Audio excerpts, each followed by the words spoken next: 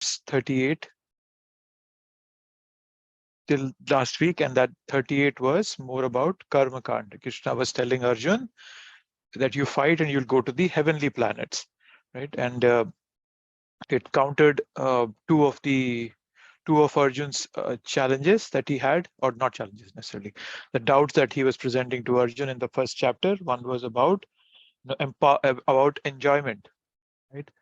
That he will not get any enjoyment if he kills his own kinsmen and everything, and his kith and kin. So that was one of the challenges he was presenting, and Krishna said that on contrary, you will enjoy by following your dharma. And then the other was fear of sinful reactions that Arjun had presented in the first chapter, and Krishna said, you will not get any sinful reactions. Actually, you will be elevated to the higher planets by following your dharma. And we talked about the two kinds of dharma, swadharma and nitya dharma. And we talked at length about swadharma, that how that includes the varnas and the ashrams, the 4 varnas and the 4 ashrams that are there. Brahman, Kshatriya, Vaishya, Shudra. That's the 4 varnas. 4 ashrams are sannyasa, vanprastha, grastha, and brahmacharya, and how they all fit into the system, how they fit into the social structure. So we studied that the last week. So this week we will start from verse 39, where Krishna is. So now Krishna will start talking about Buddhi Yoga. Okay, so Buddhi Yoga is being now brought forth. And the word Buddhi Yoga, Prabhupada and Krishna uses the word Buddhi Yoga in different places to mean different things. And so we'll see that as in time when it comes. So when we now at this position where we are, there is some preliminary understanding that is needed, right? That Krishna has given a concept. So if you just see this chapter is very important for us, and it's also a long chapter and it can be confusing at sometimes. So that's why we break it into pieces. So the first part that Krishna explained to Arjun was about the knowledge of the soul, that you're not a body, you're a soul, which is the preliminary basic foundational knowledge that is needed for anybody to move forward in bhakti, in spiritual practices. The first thing we have to understand is that we are not a body, we are a soul. And then all the other details, esoteric details, are revealed. Unless I don't have that understanding, even theoretically, there is not much change that happens. And after that came then came the Karma Kand section. Karma Kand means following the Vedas and then moving forward, doing what your Vedas are telling us. So all the Varna and Ashram come from the Vedas, and then following those Vedas and then executing duties according to the Vedas, you will move up higher in the upper planetary systems. Okay, so now comes the focus is on Nishkam Karma Yoga. So the ladder goes, that we briefly talked about it last time, that there is karma. There is no concept of spirituality or religion. That's karma, pure ignorance. After that comes karma kanda. It's still materialism, but it's a pious materialism, you can say, a moral materialism. You're following the manual given to us. It is still materialism. After karma kand comes Sakam Karma Yoga. Sakam Karma Yoga is very much like Karma Kanda, but then there is little bit of understanding of the eternal, of the concept of God, and you have some interest there, but still you're majority in the material world, materialistic mode. After that comes Nishkam Karma Yoga. Okay, so Nishkam Karma Yoga, Nishkam means free from selfish desires. Okay? Nishkam Karma is prescribed duty, and yoga means to connect it to God. The word yoga comes from the word yoke, or the word yoke in English comes from yoga. The word yoke means to connect. So what are we trying to connect with? Is connect with God. So the true meaning of yoga is to connect with God. When we say dhyana yoga, so we use meditation to connect with God. When we say jnana yoga, we are using knowledge to connect with God. Karma yoga, we are doing our karma to connect with God. So all those are yoga. Okay. And so all that, whatever occupation we have. So doing that nishkam, the karma, the prescribed duty. For us to understand that, we have the Guru, Sadhu, and Shastra. That's what we use. So, and the Guru, Sadhu, Shastra teach us that we should not use the gains for selfish purposes, but just to keep up for our upkeep. You know, it's not like I earn $1 billion and I use all those billions for my personal enjoyment. We should use that for our, just to keep ourselves fit in this world, and we should use a part of the earnings for to propagate spiritual values. And for that, we need a spiritual master, a teacher who can teach us how to dovetail our propensities and occupation in the service of Lord Krishna. Okay, and as we say, right, that every action has an equal and opposite reaction, but that can be stopped. We don't necessarily have to have a reaction to everything we do. It can be stopped when we do everything in God consciousness. And we will read more about this concept in the 3rd chapter. Krishna will say, akama akarma,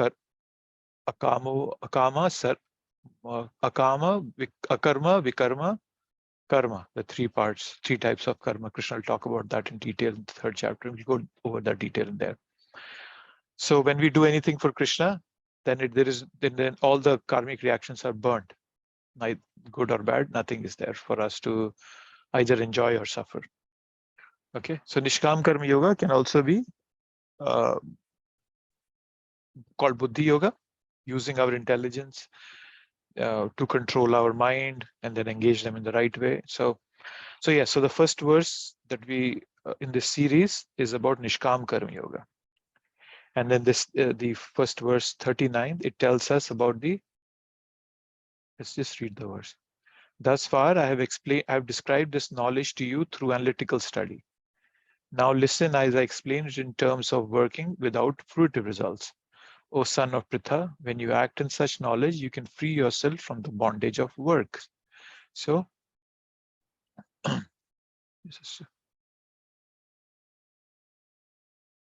yeah. And what does it do? What does this knowledge do? Karma bandha prahashyasi. It releases us, frees us from the bondage of work. As I was saying, that there is no karma that we have to, imbibe in any way. Okay. So,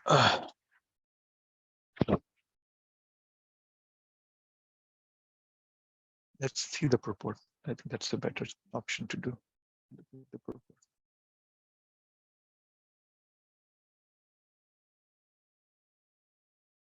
Yes, so Prabhupada explains the word Buddhi Yoga here. The Buddhi Yoga mentioned in this verse is the devotional service of the Lord. And Lord Krishna made an analytical description of the soul just to bring Arjun to the point of Buddhi Yoga. So whatever Krishna has talked before in this chapter about the soul, about Karma Kanda, is to bring Arjun to a point where he can teach him about Buddhi Yoga. He can explain to him what Buddhi Yoga means. Okay, so we all want freedom from conditioning, right? That's what Krishna is telling us, that it frees you from all the conditioning. Right? We all want that. So we as souls are naturally, we're not bounded by anything. But then when we come into this body, we suddenly have a tendency, not a tendency actually, a bondage. We have a bondage. We are limited, right? And this limitation can be given up when we fully engage ourselves in Buddhi Yoga. That's what Prabhupada is explaining us in the purport. And this is working without fruitive results. Nishkam Karma Yoga. That's what it is. Nishkam Karma Yoga. Let's see. Let me see if I have highlighted anything else. Okay. One should therefore understand that Buddhi Yoga means to work in Krishna consciousness in the full bliss and knowledge of devotional service. One who works for the satisfaction of the Lord only, however difficult such work may be, is working under the principles of Buddhi Yoga and find himself always in transcendental bliss. Buddhi Yoga is therefore the transcendental quality of the work that we perform. So the work remains same, the work is not being changed, but the moment when we work for the satisfaction of the Lord only, then it becomes Buddhi Yoga. And then we attain bliss from that. Right now, what I'm doing is Mishra Bhakti. It's mixed. I still have a lot of desires of my own. That is why I do not fully taste that transcendental bliss, what Prabhupada is mentioning here. If you get this question, right, that I'm doing bhakti, but I'm not tasting any bliss. And I always get this question. So the reason I'm not doing it, because I'm still doing mixture bhakti. It's not pure bhakti. And I still have a lot of desires. There is a lot of cleaning to be done in my heart. It's full of vices. You know, I'm envious of others. I'm envious of other Vaishnavas, which is a big no-no. But I still do that. There is pride in my heart. So because of that, I'm not able to taste the transcendental bliss. But we still get those tiny, matchstick lights, as I would say. We never get a full, like this. It's not like a lamp comes on into our lives and so everything is clear and we are happy. But there are these tiny matchstick light moments that we have in life that we feel that bliss here and there. You all must have felt it at some moment or the other, in association with your spiritual master, sometime in doing service. We all find that. But just because I'm not pure, I don't fully get that transcendental bliss. Okay, so that's 13.9. And this section has very important verses, important in the sense that you can memorize them. I'm sure some of them must be there in the list that I sent you for memorization. The 40th verse is very important to memorize. It's very good to memorize, actually. Nihabikrama nasho asti prattavayo na vidyate swalpam api asya dharmasya trayate mahato bhayat.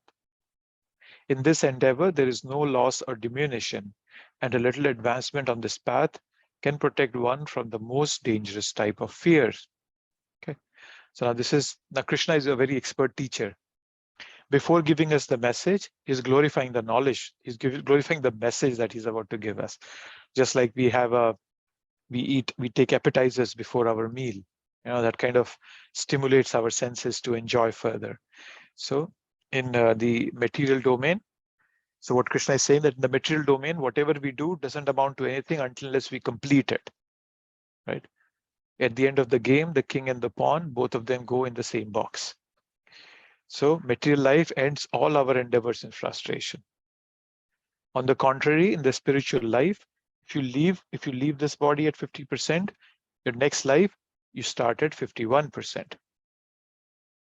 And the beauty of this process is that just by doing little, even little of it, many benefits are there to it. So let's see. There are three, I think it's this purport, or was it? Just give me a sec. Yes, Prabhupada will talk about the purport. I'll come to that. Okay. Yes. So as I was saying, that it protects us from the greatest danger. And what is that greatest danger? Srila Prabhupada explains that in the purport towards the end. This is it. At least one is sure to have a chance in the next life of being born again as a human being, either in the family of a great cultured Brahmin or a rich aristocratic family that will give one a further chance for elevation. So there are three advantages now Krishna is giving us, or Prabhupada is giving us. What happens when we even do a little bit of bhakti? One is that we are sure to have a next life as a human being. That's guaranteed. So whatever we have done in bhakti, or whatever little bhakti we have done, has assured us that we'll get a human life in the next birth. Then the second thing is that we will be born in a family that where the environment is very conducive for further progress in our bhakti. And Prabhupada says that it could be a cultured Brahmin, it could be a rich aristocratic family. And this concept that Prabhupada is explaining here comes from the 6th chapter of Bhagavad Gita, where towards the end, in the 41st to 44th verse, Krishna says this, right? Prapya punya kritam lokam, ukshitva shashvati mati, Shuchinam Shrimatam Gehe Yogo Bhrashta Abhijayate. So people who have not been able to complete Shuchinam Shrimatam Gehe. Shuchinam is auspicious, Shrimatam means in an aristocratic family. So Prabhupada is kind of bringing that information here for us, that just by doing little of bhakti, we can protect ourselves from the greatest danger. And what is that danger Prabhupada is talking about? That we can fall down into an animal birth again, which is the greatest danger for us. If you see it from one perspective, if out of 8.4 million species, 400,000 are human beings, which is still a very small fraction of those 8.4 million species. If I fall down from this human species, I have to traverse through those 8 million species of animals before I can again get this human birth. And what is this human birth meant for? My spiritual upliftment. But if I don't use it, then I am in the biggest danger to fall into an animal species. And that can be, that fear can be given up or can be obliterated by following what Prabhupada is asking us to do. By following the bhakti process. And our spiritual life is like a balance. We have a bank account. We just keep adding on to it slowly and steadily. And then Mahaprabhu tells us, Brahmanda Brahmita Kona Bhagyavan Jeev Guru Krishna Prasade Pai Bhakti Lata Bij. So Brahmanda Brahmita Kone. So in this Brahmanda, we have been moving. Brahmite means Brahman, right? We have been moving. We've been moving in this Brahmand, all these species, animal species. Bhagyavan Jeev, that lucky Jiva, he finds first of all, he's lucky because he becomes a human being. Furthermore, he's luckier because he or she has found a spiritual master. So Brahmanda Brahmite Kona Bhagyavan Jeev, Guru Krishna Prasade Pai Bhakti Lata Bij. By the mercy of Guru and Krishna, that person gets a Bhakti Lata Bij, a seed of devotion in his or her heart. So we all are very lucky. We are here. So I should try my best to not keep on chewing the chewed, as Prahlad Maharaj tells us. Punha punas charvita charvananam. Right. So we have to avoid that. We don't give up anything. We keep doing our material activities, whatever we are doing. We just start adding spiritual part to it. Right now, my spiritual bank account is empty, and I've been trying to fill my material bank account. But then I should consciously try to fill our spiritual bank account. Right? So that's what we're supposed to do. So this verse, yeah, okay. So yeah, so that's the essence here. We don't have to, just like right when we have our kids, right? So for kids, we start that 5 to 9 plans. So our bhakti, so our life is going on. We are doing our jobs. It's not like I take up another job for my children. I just start taking some money out and putting in that 5 to 9 account. Similarly, whatever I'm doing in my material life, I keep doing that, but slowly I just start taking some part out of it for my spiritual activities. So I keep it in my spiritual account, make an account of it. So that's this verse, right? And two words are being used here, which I have highlighted: Abhikrama and Pratyavaya. So endeavor. So Abhikrama means endeavor, and Pratyavaya is diminution. Right? So there is neither a loss in the endeavor that we are doing, and neither there is the loss in the progress that we have made while doing that endeavor. So there is a subtle nuance to it. So there is neither do I lose the endeavor anywhere. If I have done bhakti, I have done some aspects of it, I get that in. But then the progress also I'm making in this endeavor, I'm able to continue from there also. So Abhikrama and Pratyavaya. So these two words are important. So this is a very important verse, at least to motivate yourself. If things start going downhill for you, you can just tell yourself that I'm doing bhakti and I'm not going to lose anything. This will keep going goes into my eternal spiritual account and I don't lose anything. Yeah. So that's the advantage of doing bhakti. Then we come to another very important verse. But before I move on, any thoughts from anyone? Anything anybody would like to add? Any questions on their mind? comments. Yes, Hare Krishna Prabhuji. Hare Krishna Prabhu. Dandavat. I had a question about you mentioning about the 8.4 million species that we transmigrate through. What is the scriptural foundation, for that we go through all those species, and because we at the same time we see references in Srimad Bhagavatam that like devotees who had pious karma or credits, they didn't go through all the 8.4 million species, like as in the example of King Bharat. He took on the form of a deer, but clearly, he had a lot of pious credits, and he did not go through 8.4 million species. So, just wondering what information you have on this. Yes, Prabhu. So giving the example of King Bharat, yes, he became a deer.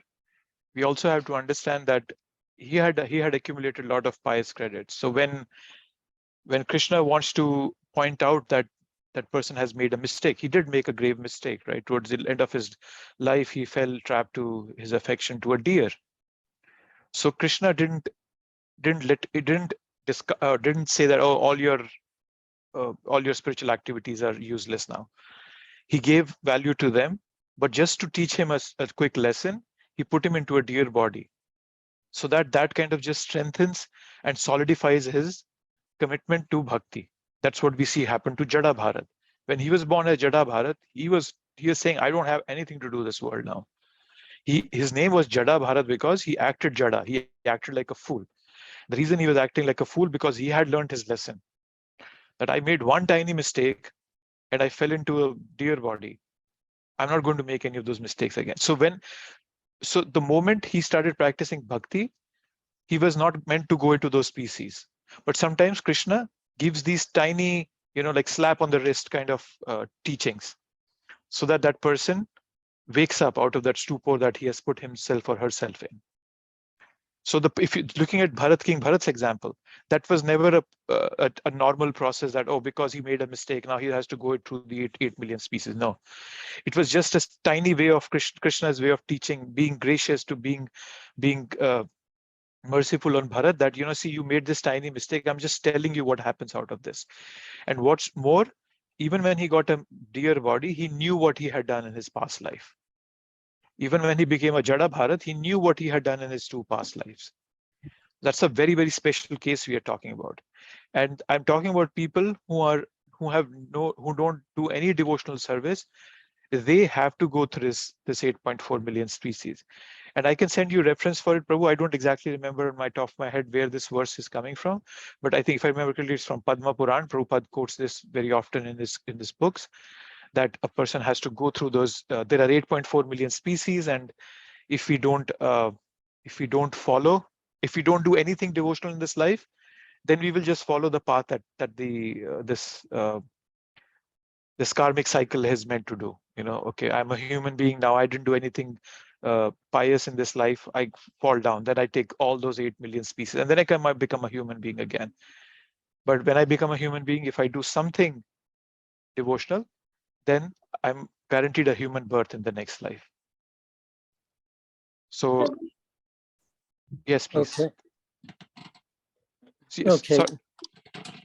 Was that helpful, Prabhu? I can send you the reference about what from Prabhupada's book somewhere. No, it's not necessary. I'm just, I find it it's like sort of like a cruel process. I mean, putting a jiva through 8.4 million species, that's just hard to believe. So, but those who have some highest credits, I assume they would not go through all the 8.4 million, even if like, we did take on an animal body. So you're right, Prabhu. For us, it never happens because we have done whatever little bhakti we are doing, it never happens. Let me show you that section where Krishna brings that out. It comes in the 6th chapter. I think I'm in the 6th chapter here. Oh yeah, Atma Upayana Sarva, the 6th chapter. I'll show you those verses quickly where Krishna also is answering a similar question, that for what happens to. So yes, oh no, they're not here.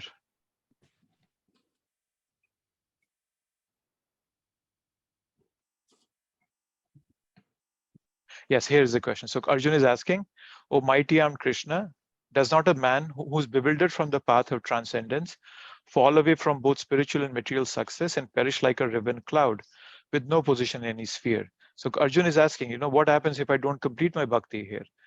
Then Krishna is saying, and he's asking to dispel his doubt. Krishna says, a transcendental engaged in auspicious activities does not meet with destruction either in this world or in the spiritual world, kind of what we're just reading. Nihabhi karma nashvasti, and he's never overcome by evil. And then he's saying, this is the verse I was quoting, unsuccessful yogi, after many years of enjoyment on the planet of pious living entities, born into a family of righteous people or into a family of rich aristocracy.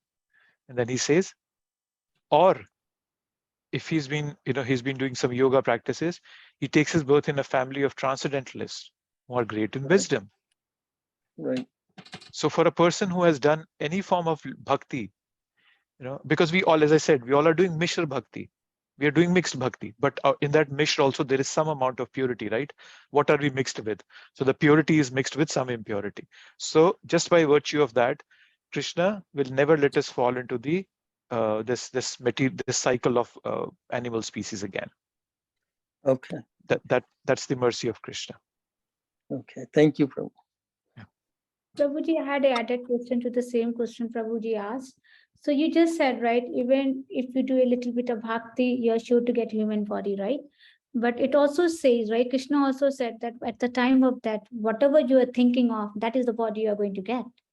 So like Maharaj Bharat, he was so passionate about the deer, even though all because of all his pious activity, all good he did throughout his life, just because he was so compassionate with the deer, and he kept thinking at the time of his death, he became a deer.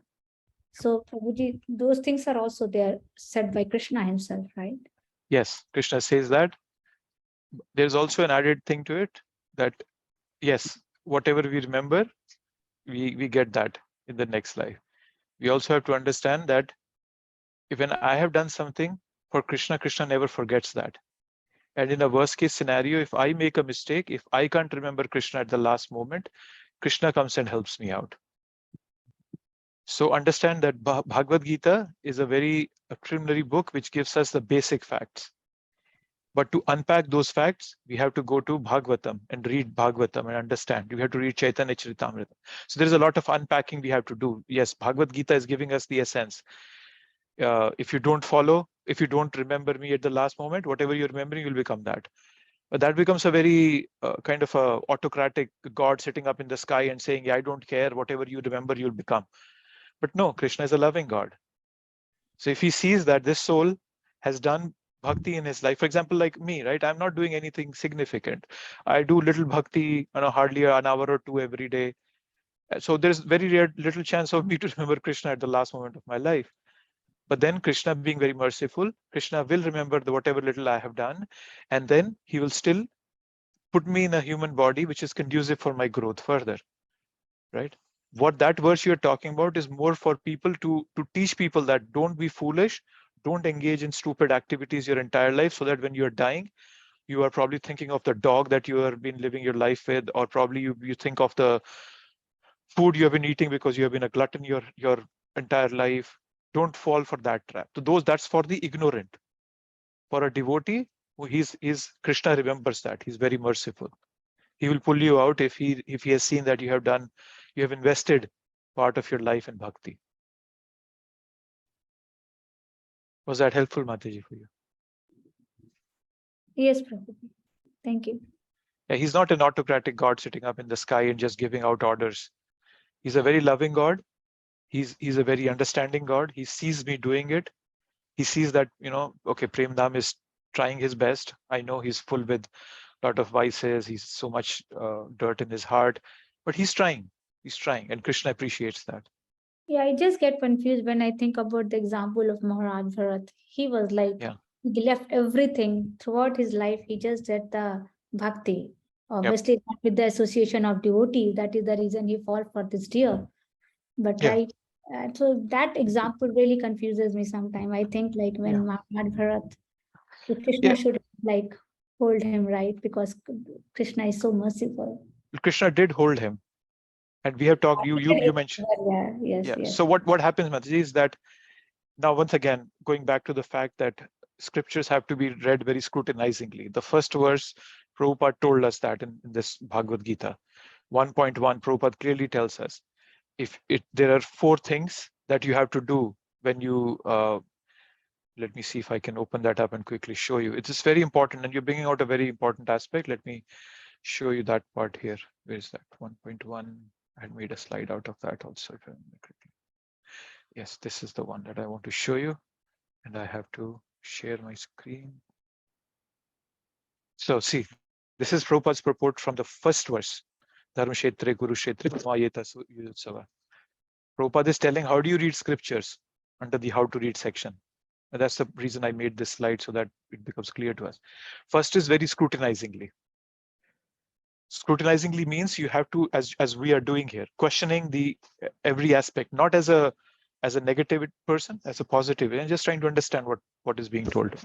With the help of a person who is a devotee of Sri Krishna. We need Prabhupada's purports. He's a pure devotee of Krishna. Otherwise, all goes down the drain. Without personally motivated interpretations, we don't have any of that. And in the line of disciplic succession, when we humbly accept a guru, then it becomes clear to us. So, but now the reason I wanted to bring this out is, when you go back to Maharaj Bharat's example, Maharaj Bharat didn't have a guru.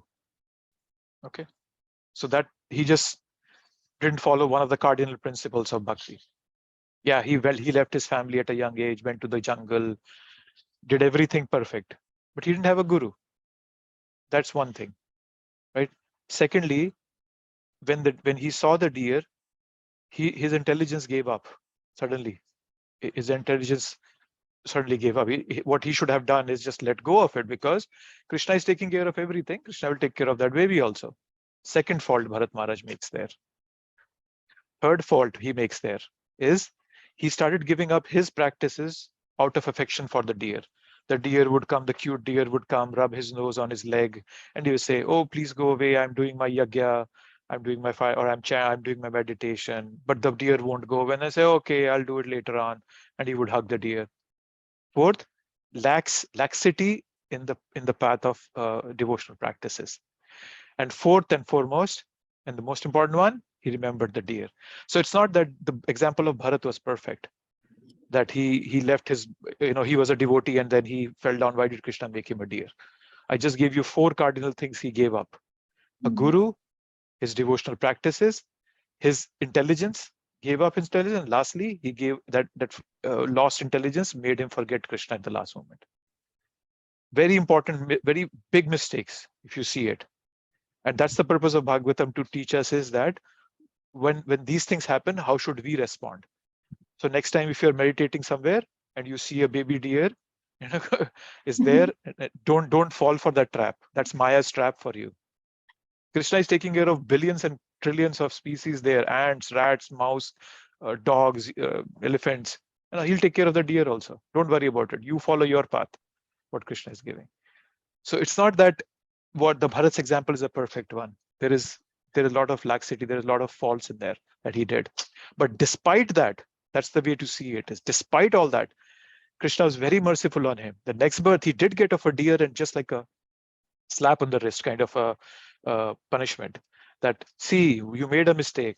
Now I'm letting you remember your past life so that you become drid in your next birth.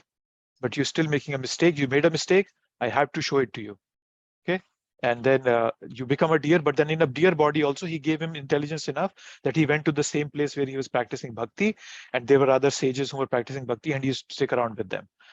And then he left his body there, and then he became a human being. So a lot of things they were. So that's why we need to study Shastra very scrutinizingly. Yeah, I just want to bring that out. Okay. that was helpful, Mataji, for you? Yes, Prabhuji. Now it's, yeah, thank you so much. Yeah, and that's the reason we have to read Shastra very, very scrutinizingly and with the guidance of devotees. Otherwise, we can misinterpret, take out many different meanings out of it. So, okay, so let's move on. We were at 40, right? We did 40, yes. So no loss and diminution. So Bhagavad Gita is setting up a framework for us. That this, don't do this, do this. Don't do this, do this. But there are very fine nuances to it. There is subtlety to it. And that comes when we listen to Prabhupada, his classes, when we listen to read his purports, when we read Bhagavatam, which further elaborates upon these principles. That's where it happens. Okay, 41. This is a very important verse again. Vyavasatmika buddhir ekehi kurunandana bahushaka hi anantascha buddhayo vivasayanam. Those who are on this path are resolute in purpose and their aim is one. O beloved child of the Kurus, the intelligence of those who are irresolute is many-branched. Now let's begin with the purport. A strong faith that by Krishna consciousness, one will be elevated to the highest perfection of life is called Vyavasatmika Buddhi. Prabhupada is quoting Chaitanya Charitamrita. Shraddha Shabde Vishwash Kahe, Shudrida Nishchay, Krishna Bhakti Kaila, Sarva Karma Krit Hoy. Prabhupada is giving the definition of faith. Faith means that Shraddha Shabde Vishwas Kahe, Shudrida Nishchay. Shraddha means faith. Faith is having a determination and unflinching trust in the fact that by doing Krishna Bhakti, all my Sarva Karma Krit Hoy, everything will be done. I don't need anything else. That's what it means. Okay. So in 40, Nihabi Karmo Nashvasti, we got characteristic that by practicing, you will not lose anything. Nihabi, all your greatest danger will be pulled out of that. But then what qualification do you need to come to that level of Nihabi Karma Nashvasti is being given in this particular verse. That you have to be resolute in your purpose, right? Have some sense of urgency and a commitment. And the sense of urgency and purpose are the qualities of a Krishna conscious person, right? And these are revealed through a spiritual master, right? And spiritual master does not necessarily always reveal it by his messages. It's not that he will always sit down with you. He or she will sit down with you and explain, okay, do this, do this. No, sometimes he or she will explain through his own actions, right? Sometimes the instructions might be just very broad and you have to distill them and understand them. But then the intelligence to be resolute in a purpose comes from Guru, Sadhu, and Shastra, comes through the spiritual master. Right? So at the word Vyavasaya, as we know, Vyavasaya is here. Vyavasaya, it also means business, right? In Sanskrit or Hindi also sometimes Vyavasaya is a business. So we need a business-like intelligence when we come to bhakti, right? Everything has to be evaluated thoroughly based on the spiritual potential. Just like a businessman sees everything according to the financial potential. Similarly, we should see everything according to the spiritual potential. There should be no laxity in our purpose, right? I remember when I was in India, when you walk into a mall, there is so much allurement there that if we are not sure, if we are not resolute on what we are looking for, we can spend hours there. There's so many allurements, so much to distract us there, right? As they say, right, the definition of consumerism. What's the definition of consumerism? Is that we often buy things that we don't want to impress people we don't like with the money we don't have, right? So that's consumerism as a definition. So consumer, that's the impact of advertisements on us, that we end up buying things that we don't want and to impress people we don't like, or we actually hate, and then out of money which we don't have. That's credit cards. So when we are focused, we become productive and we become satisfied. Right? So there are many benefits of practicing spirituality, right?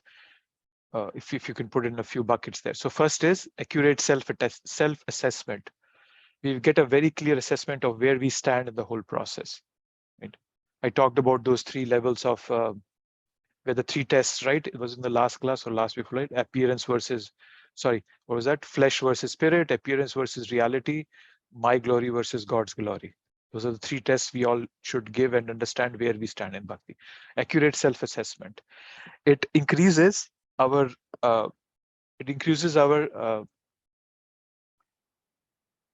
dharana shakti, ekagra shakti, and dharana, ekagra, and dharana, ekagra, and aklan. I think aklan shakti. So dharana is attention, ekagrata is concentration and comprehension. So it increases that for us when we do bhakti. It gives us self-confidence. Third thing, bhakti gives us self-confidence. We understand that that my value is not represented or not coming from something in this material world. It's coming from the fact that I'm Krishna's. I'm his. I'm his child. So that gives my self-worth. It gives me self-confidence. It helps me build self-control, the 4th aspect. So I'm giving you what the benefits of practicing bhakti, and one of these is the Vyavasatmika buddhi. The other ones I'm talking about, it gives me accurate self-assessment. It increases my attention, concentration, comprehension, gives me self-confidence. It builds self-control. We talked about that, right? The nectar of instruction, Vacho Vegam, Mansa Krodha Vegam, Jibha Vegam, Dharupastha Vegam. We talked about that. It gives me emotional awareness, 5th point. Emotional awareness means, if you notice, devotees are far more compassionate than people who have no idea of bhakti or who are not practicing any form of spirituality. Right? It gives us awareness to understand that, how the other person is also suffering, that how everybody in their lives are battling on a daily basis. That teaches us compassion to some extent. And then most importantly, it teaches us non-envy, or to be non-envious to others, just like Arjun. We fight, we respond to other people's comments, but that's in a non-envious way. So those are the benefits that we get, right? When we are focused, we become productive and satisfied. So we all have different roles in this body, right? So we have to take care of ourselves. We have family to take care of, our profession. We have bhakti sadhana, and then we have some social contribution also. So all these accomplishments, whatever I accomplish in these 5 spheres: self-care, family care, profession, sadhana, and social contribution. All of that, whatever I've accomplished in these 5 spheres, and whatever I want to accomplish next, what resources are needed. When I understand that, then we have this Vyavasatmika buddhi. We have this focused mindset. Okay? So this is a very important verse. Vyavasatmika buddhi ekehi kuru nandana. We have to have that focus in life if we want to move forward. If all the horses of the chariot are moving in different directions, the chariot goes nowhere. Let's see if Prabhupada is saying something else in the purport. I've highlighted anything. No. Okay. So let's do this verse. I'll wrap up at 8 today. So we'll finish this 42, 43, and then we can wrap up. 42, 43. Okay. Yam imam pushpitam vacham pravadanti avipashchita vedvadrata partha nanyadastiti vadina kamatmana swargapara janma karma phala pradam kriya vishesha bahulam bhogeshwarya gatim prati. Some very important sections here which I have highlighted. So if we don't have Vyavasatmika buddhi, what is the consequence? Now Krishna is telling us. Pushpitam vacham, flowery words. We're talking about flowery words, and flowery words are spoken by one who has no discrimination. Those people are Vedvadarataha. There's this phrase, Vedvadarataha. Prabhupada is saying supposed followers of the Vedas. They are supposed followers. They are not true followers of Vedas. Okay. These people think, and what do these people do? They think there is nothing else in this world. Na anyad astiti vadina. Where is that? Anything else, there is vadina. They're advocates saying that there's nothing else in this world. I will just do these material activities. I'll do my bhakti. Oh, sorry, not bhakti. I'll do my material activities in a pious way, as given according to the Vedas, and then and that's it, right? That's what it is. So they believe the law in letter, but not in spirit, right? Do you remember that what we read, Niyamagraha? We just do it. We don't understand it, right? But so Vedas are very user friendly. It's a very user friendly manual, right? And when these people, they follow this user friendly manual because they are to some extent incorrigible, they are so much into material sense gratifications, they have material desires, they just do it, follow the Vedas and do it in a way that they can go up to the heavenly planets. They have a good life, but then they come back to this world. The two words being used are bhoga and aishwarya. That's a bhog aishwarya gatim prati. So bhoga and aishwarya, the two words that are being talked here. Bhoga means sense enjoyment, eating, sleeping, mating, defending. And Aishwarya is more of bhoga fine-tuned. Yes, I'm eating, sleeping, mating, defending, but I'm doing it in a much elaborate fashion. Instead of having one dish on my dining table, I have 20 dishes. Instead of living in a simple 2-bedroom apartment, I live in a mansion. Instead of having a simple Toyota Corolla, I have a much bigger car, probably Ferrari or a Lamborghini or something of that sort. So that's the difference between Bhoga and Aishwarya. They both sound the same. Okay, so I said that the people who are practicing this who are Vedvadrata, they have their goal is Bhoga and Aishwarya. Okay, so we all are originally the residents of spiritual world. From there we come to the material world because of a desire to enjoy separate from Krishna. Right? But then even when children, sometimes kids, they rebel from their parents. Oh, I don't come to my room, get out of the room. But the parents are still supplying the needs, right?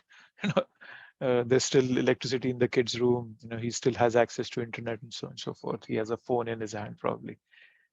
So similarly, Krishna, even though we have become rebellious, Krishna is still supplying all our needs, basic needs, food, water, shelter.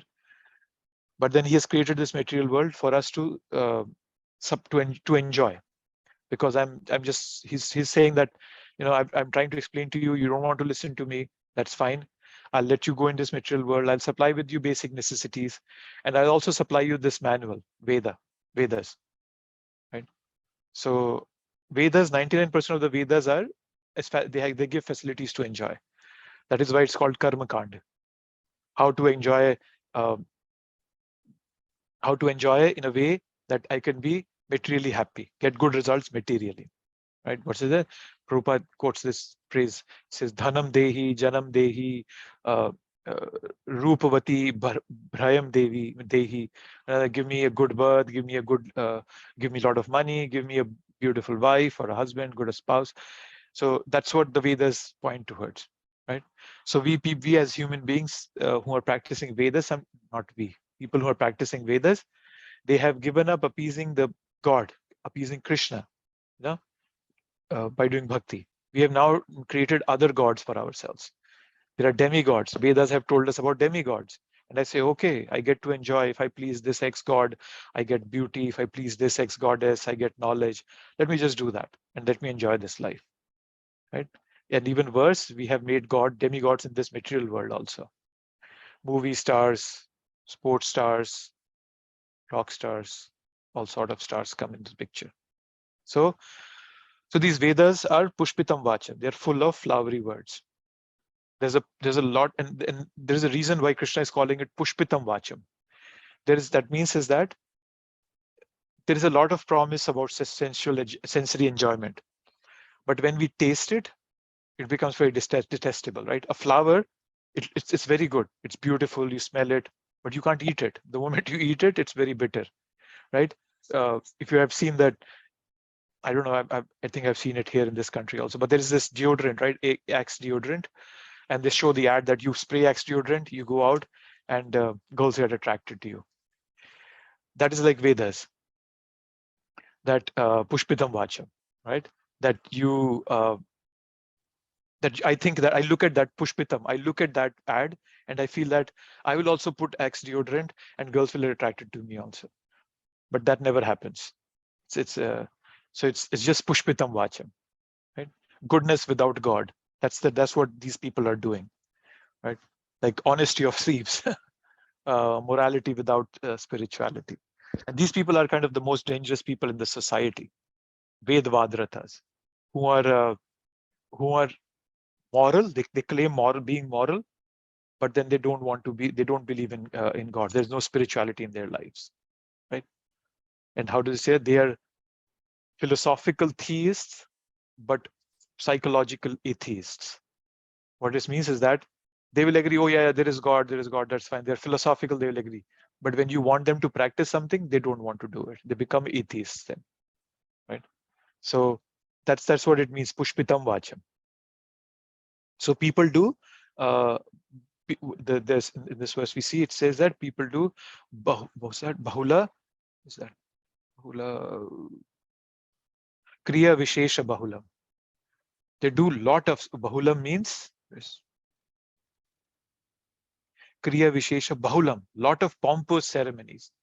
They do elaborate arrangements, right? When we come to a hotel, right? I was in a hotel I was in San Jose a couple of days ago. I was in a hotel, a beautiful hotel, 4-star hotel, and everything is so perfect. The bed sheets are clean, the toilets are clean, everything looks so perfect. It's just all that is meant to pamper our egos, right? Elaborate, but not satisfying. I've heard of a temple, and if anybody knows it, can confirm it. I've heard there's a temple somewhere in southern India. It's called Passport Balaji, right? That when you go and make an offering there, then you get a visa and passport for United States. So that's what we have brought down God to now. Not we, sorry, I keep bringing myself in there. Vedvadrata, people have brought down God to, right? That's what people have done. Anybody has heard of that? Passport Balaji? I just heard it recently somewhere. Nobody has heard of it. Okay. Good. You haven't heard of it. That's very good. Yes. So we all are, throughout our lives, we all have been systematically kept away from spiritual things and systematically miseducated in foolish doctrines. Right? And that is why Prabhupada has his mercy in his books. That's why his books are distributed so extensively. Right? Thanks to contribution from all of you and many of like us. This year, we distributed 43,000 Bhagavatam sets across the world. That was Vaisheshika Prabhu's goal this year, 43,000 sets. So that is why Prabhupada's books have to go out, because people are clueless. And all these people are called Pravadanti Avipashchitaha. They're less intelligence. Krishna is calling them Pravadanti Avipashchitaha. Pravadanti means say, Avipashchita means men with poor fund of knowledge, with little knowledge. Avipashchita. Such people are called Pravadanti Avipashchita, because they're caught in the flowery language. Just like a child, if you have a 5-year-old and you put a $100 bill and a lollipop in front of him, he's going to take the lollipop. That's my situation. All these modern ads I see, all these billboards, these bombardments that are happening 24/7. I'm practically carrying a billboard in my pocket. It rings every minute. Sometimes it tells me Amazon has something fantastic to sell for me. Sometimes it tells me, you remember those fancy shoes you saw? They are cheaper now and all that sort. So that's like a lollipop. And for that lollipop, I have given up the priceless knowledge that Krishna is giving us. Like children, it has robbed us of our spiritual acumen and given us that lollipop of sense enjoyment. And for that reason, we need training, systematic, scrutinizing reading of Prabhupada's books. So Bhagavad Gita, Srimad Bhagavatam, all of Prabhupada's books, all have principles. And sometimes people say Bhagavad Gita is not modern, it's old. No, Bhagavad Gita is up to date. The principles are never outdated. right? Even today, people have this Shpitam Vacham. They fall trap to this Ved Vadarata. They become Ved Vadarata. In India, 90% of the people, you tell them Bhagavad Gita, they say, not even India. Here also, if you meet Indians, whenever I go out for book distribution, I meet Indians, they say, oh, we know karma karo, do your karma and forget everything. And I wish I could ask them, I don't want to offend them, but can you please find out, tell me the verse where Krishna is saying that? And Krishna, then they only know one part of the verse, they never look at the other part. And we'll come to that verse in the 4th chapter. So that's what it is. Right? So you have to understand the purpose of Vedas is very specific. It's only for the people who are incorrigible. They just can't even fathom the concept of God. That's the problem with them. There is no spirituality, no concept of spirit. So Krishna says, okay, you want to enjoy this material world, but at least enjoy it in a moral way. That's why Krishna gives them Vedas. So you want to do Bhog Aishwarya, but at least do it in a pious way, so that you don't fall down into the animal life. You can go upwards. So that's the whole purpose of Vedas. And that's why Krishna will tell us to go beyond these Vedas. Right? For us, spirituality begins when I understand that I'm not this body, I'm a soul. That's exactly where Krishna starts the Bhagavad Gita.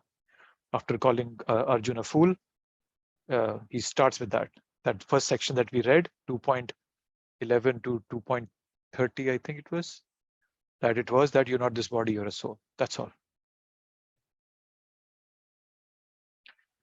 So that was it. We'll read more about Vedvadrata Partha in the Upanishad. Prabhupada talks about it in more detail there also. Any thoughts, any questions, any comments here before we wrap up?